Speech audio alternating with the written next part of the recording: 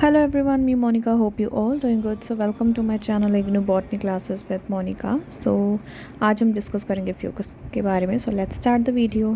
आज जो है हम फ्यूकस एल्गी के बारे में बात करेंगे. फ्यूकस जो है ये ब्राउन कलर की शैवाल है. इसका कलर जो है ये भूरे रंग का है. ठीक है.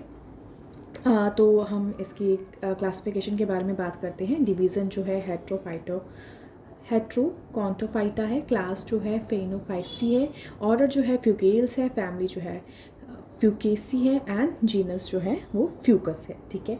अब जो फ्यूकस जो है ये ब्राउन एल्गी है that are found near the sea shores. अब जो ये जो है एल्गी पाई जाती है समुद्र के किनारे पे पाई जाती है attach to the rocks. Rocks पर पत्थर जो होते हैं समुद्र के किनारे जो पत्थर पाए जाते हैं वहाँ पर जो है ये अटैच होती है. वहाँ पर जो है फ्यूकस पाया जाता है. ठीक है.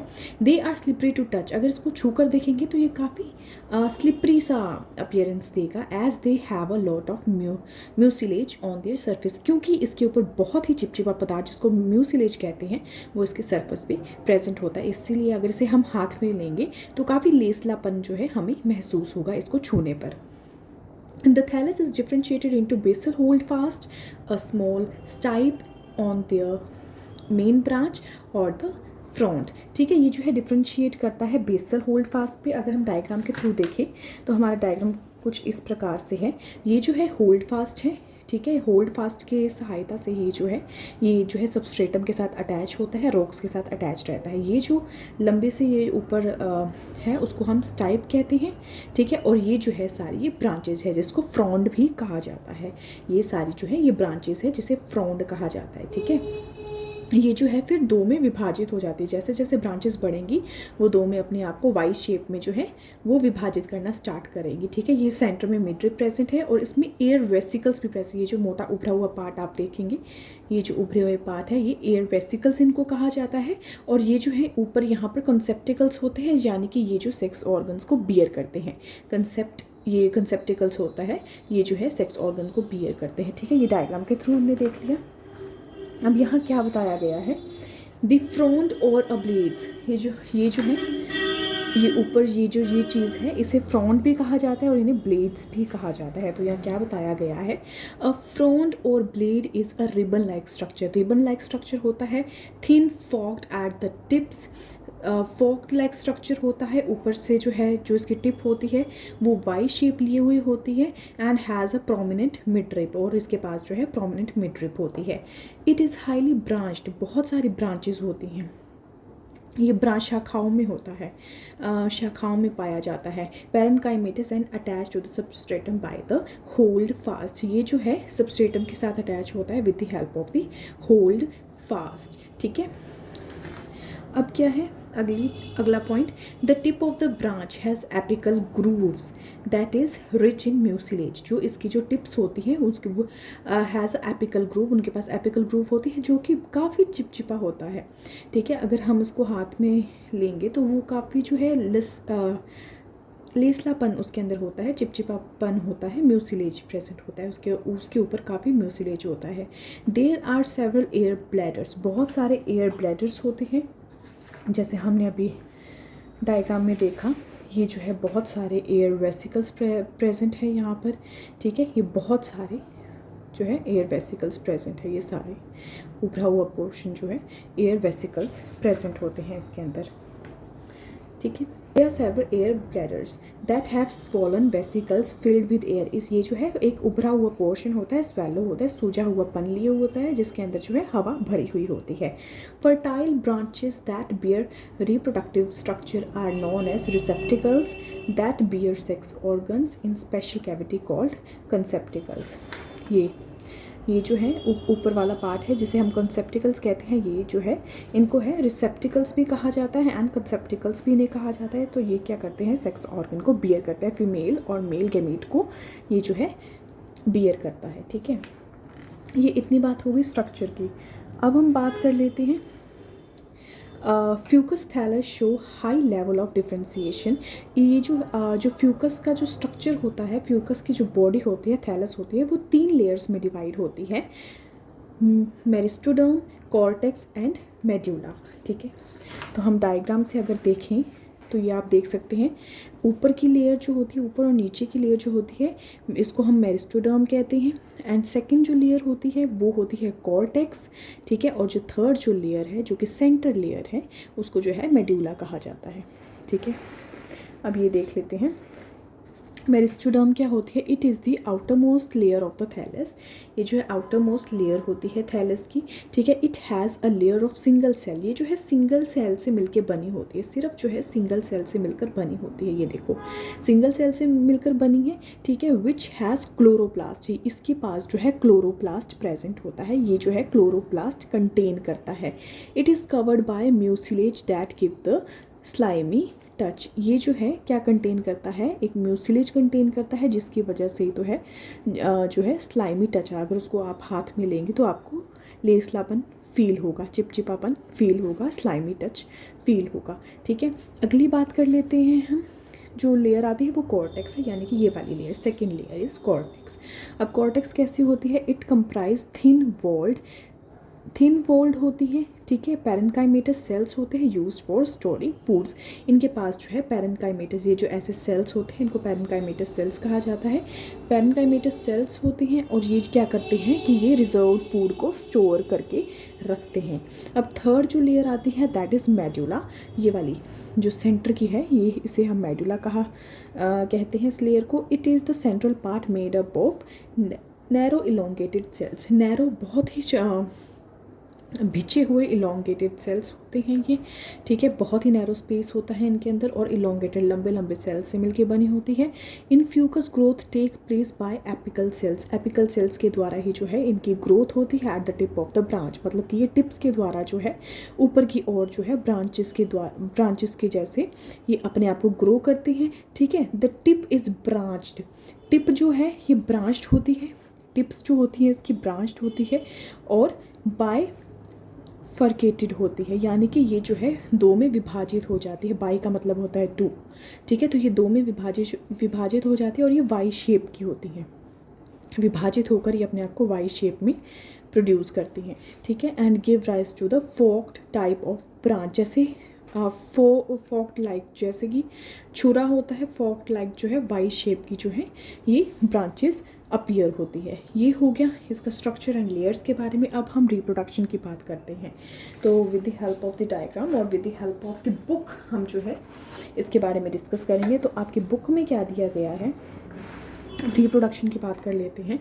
Fucus reproduction by vegetative and sexual method. ये जो है रिप्रोडक्शन सिर्फ जो है वेजिटेटिव और सेक्सुअल मेथड के द्वारा होता है, लेकिन इसमें कोई एसेक्सुअल रिप्रोडक्शन नहीं होती, कोई स्पोर्स की फॉर्मेशन नहीं होती। सिर्फ फ्रेगमेंट्स के द्वारा विभाजित होकर ये अपने आप को ग्रो करेगा नए थैलस में, या फिर गैमेट्स के द्वारा, मेल और फीमेल गैमेट्स के द्वारा जो है ये अपने आप को रिप्रोड्यूस करेगा। यानी कि ये वेजिटेटिव और सेक्सुअली अपने आप को रिप्रोड्यूस करेगा और इसके अंदर एसेक्सुअल रिप्रोडक्शन एब्सेंट है। तो पहले हम बात कर लेते हैं वेजिटेटिव रिप्रोडक्शन की। अब वेजिटेटिव रिप्रोडक्शन में क्या बताया गया है, it take place by fragmentation. Fragmentation के द्वारा जो है ये अपने आप को रिप्रोड्यूस करेगा। In which broken fragment of the branches germinate to new thallus. वही होता है कि जो फ्रेगमेंट होती है वो आप अपने आप को सेप्टा के थ्रू विभाजित करके नए फ्रेगमेंट्स के अंदर जो है जर्मिनेट करेगी, ठीक है। और हर फ्रेगमेंट जो है वो नए थैलस में अपने आप को जर्मिनेट करेगा। ये हो गया वेजिटेटिव रिप्रोडक्शन के बारे में। अब सेक्सुअल रिप्रोडक्शन के बारे में बात कर लेते हैं। तो हम डायग्राम के थ्रू देखते हैं। ये जो है फ्यूकस का थैलस है, ठीक है। ये फ्यूकस की थैलस बॉडी है, ठीक है। अब क्या होगा, ये जो कंसेप्टिकल्स होते हैं जो हमने यहाँ पर जो हमने पढ़ा है, ये जो हमने पढ़ा है, ये जो कंसेप्टिकल्स होते हैं ये क्या बियर करते हैं, male and female sex organs को बियर करते हैं। तो यहीं पर बताया गया है ये कंसेप्टिकल्स हैं, ठीक है, जो कि male and female sex organs को बियर करेंगे, जो कि दोनों जो है सेक्स ऑर्गन्स जो है मेल एंड फीमेल वो जो है ओवल शेप की होते हैं, राउंड शेप के होते हैं। ये है मेल कंसेप्टिकल, ये है फीमेल कंसेप्टिकल, ठीक है। जो मेल कंसेप्टिकल है वो जो है एंथ्रीडिया को प्रोड्यूस करेगा, ठीक है, एंथ्रीडिया को प्रोड्यूस करेगा। और यहाँ पर जो है हेयर लाइक स्ट्रक्चर होते हैं जिसको जो है पैराफाइसिस कहते हैं। देखो मेल मेल गैमीट में जो है यहाँ पर जो है ये हेयर लाइक स्ट्रक्चर है जिसको पैराफाइसिस कहते हैं, और यहीं पर जो है गैमीट अगर देखें फीमेल का तो इसमें भी जो हेयर लाइक स्ट्रक्चर है जिसको पैराफाइसिस कहते हैं, ठीक है। तो एंथ्रीडिया के अंदर जो है एंथ्रीडियम बनने स्टार्ट होंगे, ठीक है।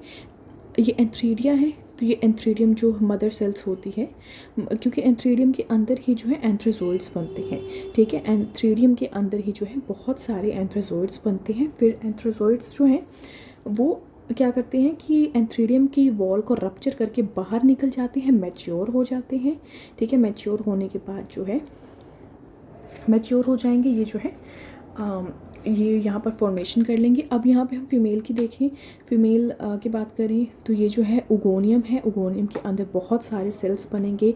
Oogonium divided into 8 egg cells जिसे ओवा कहा जाता है। यहाँ पर ये जो 8 एग सेल्स बनाएंगे, ठीक है। फिर फर्दर जो है वो लेयर को रप्चर करके लिब्रेट करेंगे अपने आप को, वो जो है रिलीज़ हो जाएंगे, और जो हर ओवा जो है, ठीक है, उसके साथ जो है ये जो मैच्योर एंथ्रोजोइड्स हैं वो जो है अटैच्ड होंगे, वो फर्टिलाइजेशन करेंगे, एक दूसरे को अट्रैक्ट करेंगे। फर्टिलाइजेशन होने के बाद जो है जाइगोट की फॉर्मेशन होगी। देन जाइगोट की फॉर्मेशन होने के बाद एक जाइगोट अपने आप को जर्मिनेट करेगा इनटू अ न्यू थैलस, ठीक है। ये थी सेक्सुअल रिप्रोडक्शन, ठीक है, इसकी फ्यूकस की लाइफ साइकिल। अब हम इसको स्टडी करते हैं।